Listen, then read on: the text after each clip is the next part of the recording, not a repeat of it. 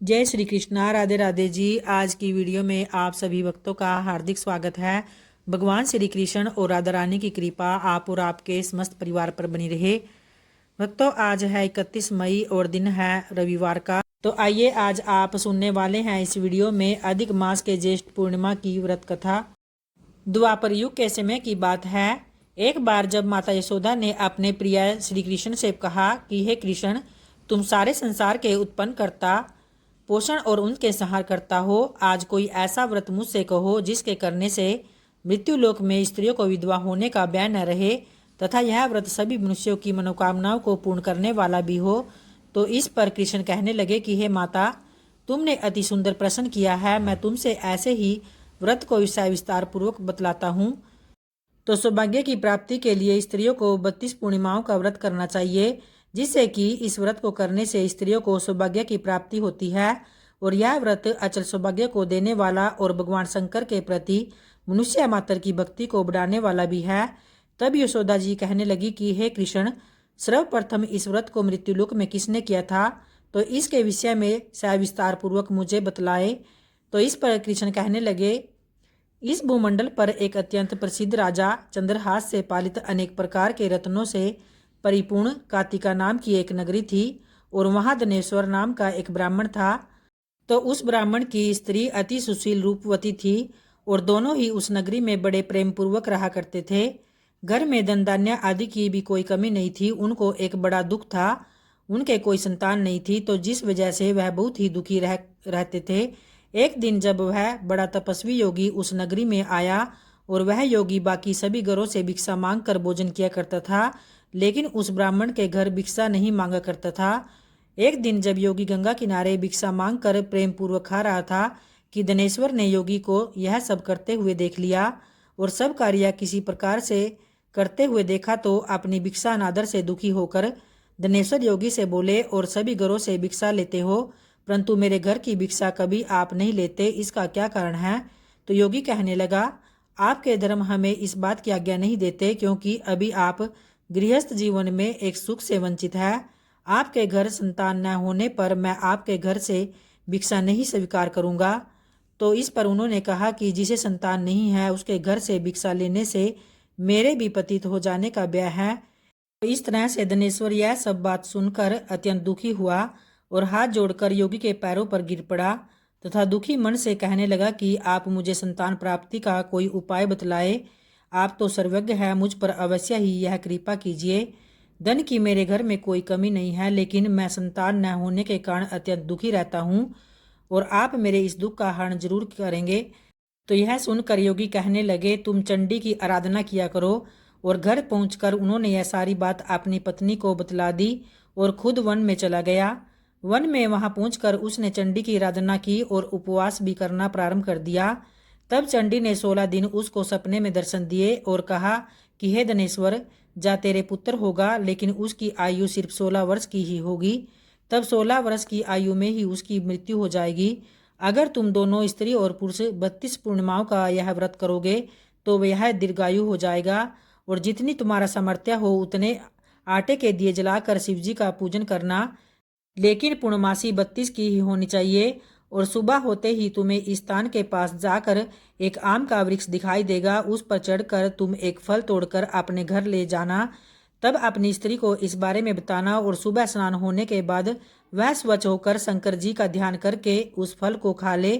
तब भगवान शंकर की कृपा से उसको गर्भ हो जाएगा। और जब ब्राह्मण सुबह उठा तो उसे उस स्थान पर आम का पेड़ दिखाई दिया और वह उस पर फल तोड़ने के लिए चढ़ा, लेकिन वह पेड़ पर चढ़ नहीं पा रहा था। तो यह देखकर उसे बड़ी ही चिंता हुई और भगवान गणेश जी की उपासना की और कहा कि हे दयानिधे, अपने भक्तों के विघ्नों का नाश करके उनके मंगल कार्य को करने वाले, दुष्टों का नाश करने वाले, रिद्धि सिद्धि को देने वाले, आप मुझे इतना बल दे कि मैं अपनी मनोकामना पूरी कर सकूं। और इसके बाद वह पेड़ से फल तोड़कर अपनी पत्नी के पास पहुंचा और उसकी पत्नी ने अपने पति से कहे अनुसार इस फल को खा लिया और वह गर्भवती हो गई। फिर कुछ महीनों के बाद देवी की कृपा से उसने बहुत ही सुंदर पुत्र को जन्म दिया। उसका नाम उन्होंने देवीदास रखा और माता पिता के हर्ष और शोक के साथ वह दिनों दिन बढ़ने लगा। और दुर्गा जी के कथनानुसार उसकी स्त्री 32 पूर्णमासी का व्रत भी रखती थी। जैसे ही 16वां वर्ष लगा तो दोनों पति पत्नी बहुत दुखी रहने लगे, कहीं उनके पुत्र की मृत्यु न हो जाए। और उन्होंने सोचा कि अगर उनके सामने यह सब कुछ हुआ तो वह कैसे देख पाएंगे। तभी उन्होंने देवीदास के मामा को बुलाया और 1 वर्ष के लिए देवीदास को काशी में पढ़ने के लिए भेज दिया। और उन्होंने देवीदास के मामा को यह कहा कि वह उसे 1 वर्ष के बाद घर पर ले आना। तब देवीदास अपने मामा के साथ घोड़े पर सवार होकर चल दिया और उसके मामा को भी यह बात पता नहीं थी। तब दूसरी तरफ मामा और बांजा दोनों रात गुजारने के लिए रास्ते में एक गांव में रुके और उस दिन उस गांव में ब्राह्मण की कन्या का विवाह होने वाला था। तो जिस धर्मशाला में वर और बारात के बाकी सब लोग रुके हुए थे, उसी धर्मशाला में देवीदास और उसका मामा भी ठहर गए। उधर कन्या को तेल आदि चढ़ने वाला था। तो वर की तबीयत कुछ खराब हो गई और वर के पिता ने अपने परिवार वालों से विचार विमर्श किया और कहा कि यह देवीदास मेरे पुत्र जैसा ही है, मैं इसके साथ लगन करा दूं और बाद में बाकी सारे काम अपने बेटे के साथ पूरे कर लूँगा। तो ऐसा कहने के बाद वर के पिता देवीदास को मांगने के लिए उसके मामा के पास गए और उन्हें सारी बात बता दी। तो मामा ने कहा कि कन्यादान में जो कुछ भी मिलेगा वो हमें दे दिया जाए। वर के पिता ने यह बात भी स्वीकार कर ली और इसके बाद देवीदास का विवाह कन्या के साथ संपन्न हो गया। तब इसके बाद वह अपनी पत्नी के साथ भोजन न कर सका और मन में विचार करने लगा कि न जाने यह किसकी पत्नी बनेगी।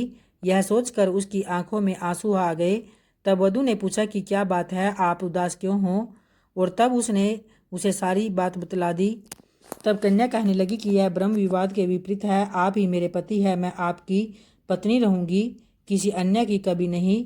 तब देवीदास ने कहा कि ऐसा मत करिए, क्योंकि मेरी आयु बहुत ही कम है, मेरे बाद आपका क्या होगा। लेकिन इस पर उसकी पत्नी नहीं मानी और बोली, स्वामी आप भोजन कीजिए। दोनों रात में सोने के लिए जब चले गए तो सुबह देवीदास ने पत्नी को 4 नगों से जड़ी हुई एक अंगूठी दी और एक रुमाल दिया और कहा कि हे प्रिय, इसे ले लो और संकेत समझकर स्थिर चित्त हो जाओ। मेरे मरण और जीवन जानने के लिए एक पुष्प वाटिका बना लो, उसमें सुगंधी वाली एक नवमल्लिका लगा लो और उसको प्रतिदिन जल से सींचा करो और आनंद के साथ खेलो कूदो। जिस समय और जिस दिन मेरा प्रणात होगा तो उस दिन यह फूल सूख जाएंगे और जब यह फिर से हरे हो जाए तो जान लेना कि मैं जीवित हूँ। तो यह समझाकर वह वहाँ से चला गया। और इसके बाद जब वर और बाकी बराती मंडप में आए तो कन्या ने उसे देखकर कहा कि ये मेरा पति नहीं है, मेरे पति वह हैं जिनके साथ रात में विवाद हुआ था और इसके साथ ही मेरा विवाह नहीं हुआ है। अगर यह वही है तो यह बताए कि मैंने इसको क्या दिया था और साथ ही कन्यादान के समय को आभूषण मिले उन्हें भी दिखाए। तब कन्या की ये सारी बातें सुनकर वह कहने लगा कि मैं यह सब नहीं जानता। इसके बाद सारी बारात भी वहाँ से अपमानित होकर लौट गई और भगवान श्री कृष्ण बोले कि माता, इस प्रकार देवीदास काशी चला गया और कुछ समय जब बीत गया तो एक दिन सर्प उसको डसने के लिए वहाँ आया, लेकिन वह उसको काट नहीं पा रहा था क्योंकि उसकी माता ने पहले ही 32 पूर्णमासी का व्रत धारण किया हुआ था। तो इसके बाद खुद काल वहाँ आ पहुँचा और भगवान की कृपा से तभी वहाँ माता पार्वती और भगवान गणेश जी भी आ गए। देवीदास को तब मूर्छित दशा में देखकर माता पार्वती ने भगवान शिव से प्रार्थना की कि महाराज, इस बालक की माता ने पहले ही 32 पूर्णिमासी के व्रत कर लिए हैं, अतः आप इसको प्राण दे। फिर भगवान शिव और माता पार्वती के कहने पर उसे प्राण दान दे दिए गए। और उधर उसकी पत्नी उसके काल की प्रतीक्षा कर रही थी। तो उसकी पत्नी ने जाकर जब देखा कि पुष्प और पत्थर दोनों ही नहीं हैं, तो यह सब देखकर उसे बहुत ही आश्चर्य हुआ। और जब उसने देखा कि पुष्प वाटिका फिर से हरी हो गई है और वह समझ गई कि उसका पति जिंदा हो गया, तो इसके बाद वह बहुत ही प्रसन्न होकर अपने पिता से कहने लगी कि मेरे पति तो जीवित है, उनको ढूंढिए। जब 16वां वर्ष व्यतीत हो गया तो देवीदास भी अपने मामा के साथ काशी चल दिया। तो इधर उसकी पत्नी के परिवार वाले भी उन्हें ढूंढने के लिए जा ही रहे थे कि उन्होंने देखा कि देवीदास और उसका मामा उधर ही आ रहे थे। तो उसको देखकर उनके ससुर बहुत ही प्रसन्न हुए और उसे अपने घर में ले आए और कन्या ने भी उसे पहचान लिया। तब देवीदास ने इसके बाद अपनी पत्नी और मामा को लेकर वहाँ से चल दिए और उसके ससुर ने भी उसे बहुत सा धन दहेज देकर वहाँ से विदा किया। जब वह अपने घर की तरफ चल रहा था तो उसके माता पिता को लोगों ने खबर दी कि तुम्हारा पुत्र देवीदास अपनी पत्नी और मामा के साथ घर लौट रहा है। तो तो ऐसा समाचार सुनकर पहले तो उसे विश्वास नहीं हुआ, लेकिन जब देवीदास आया और उसने अपने माता पिता के पैर छुए तो देवीदास के माता पिता ने उनका माथा चूमा और दोनों को अपने सीने से लगा लिया। दोनों के आने की खुशी में दिनेश्वर ने बहुत सारा धन दक्षिणा ब्राह्मणों को दान किया। तो इसके बाद श्री कृष्ण जी कहने लगे कि इस तरह दिनेश्वर को 32 पूर्णिमाओं का व्रत धारण करने से संतान की प्राप्ति हुई। जो भी स्त्रियां इस व्रत को करती हैं वह जन्म जन्मांतरों तक वैधव्य का दुख नहीं भोगती और सदैव ही सौभाग्यवती रहती है। तो यही मेरा वचन है और यह व्रत संतान देने वाला और सभी मनोकामनाओं को पूरा करने वाला है। तो प्रेम से बोलिए भक्तों, भगवान श्री सत्यनारायण की जय, माता लक्ष्मी की जय।